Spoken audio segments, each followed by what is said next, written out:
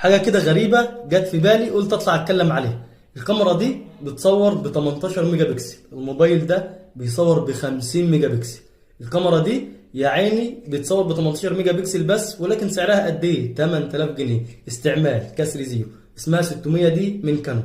لكن الموبايل ده بسعره 6000 جنيه، عندي برضو كسر زيرو اسمه فيفو واي 35.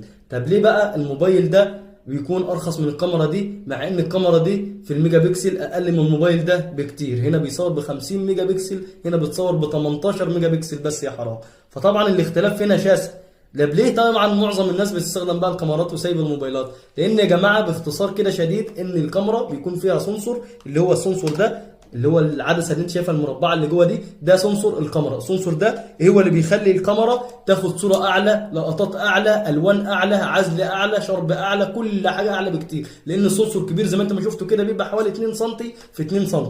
لكن عايز اقول لك بقى الكاميرا الصغيره يا حرام دي السنسور بتاعها قد ايه؟ تقدر تقول لي؟ السنسور بتاعها مش مكمل ملي، 2 ملي، 1 ملي. فعمر الكاميرا دي بتاعه الموبايل ما هتصور عمرها زي الكاميرا دي. الكاميرا دي كمان اقدر اركب لها عدسات، اقدر اغير لها عدسات واصور حاجه على بعد 500 مثلا متر او 600 متر او 700 متر ويعدي الكلام ده كمان. لكن الكاميرا دي هتجيب معاك 100 متر، عمرها ما هتجيب معاك 100 متر. الكاميرا دي كمان بتكون يعني معظم الناس بتشتغل بالكاميرات. عمري ما شفت مثلا حد او مخرج بيصور مثلا افلام بموبايل، عمري ما شفت مثلا مخرج بيصور اعلانات بموبايل، عمري مثلا ما شفت حد بيعمل اعلانات بموبايل، فاهمني؟ فطبعا الكاميرات اعلى من الموبايلات بكتير جدا في الوان وعزل وشرب في كل حاجه. فطبعا ما فيش اصلا وجه مقارنه بين الكاميرا وبين الموبايل، مع ان دي ب 8000 جنيه وبتصور بكام؟ ب 18 ميجا بكسل بس. طب ليه بقى ده بيصور ب 50 ميجا بكسل زي ما مكتوب عليه؟ هو فعلا بيصور ب 50 ميجا بكسل، لكن العدسه اللي فيه السنسور زي ما قلت لك صغير،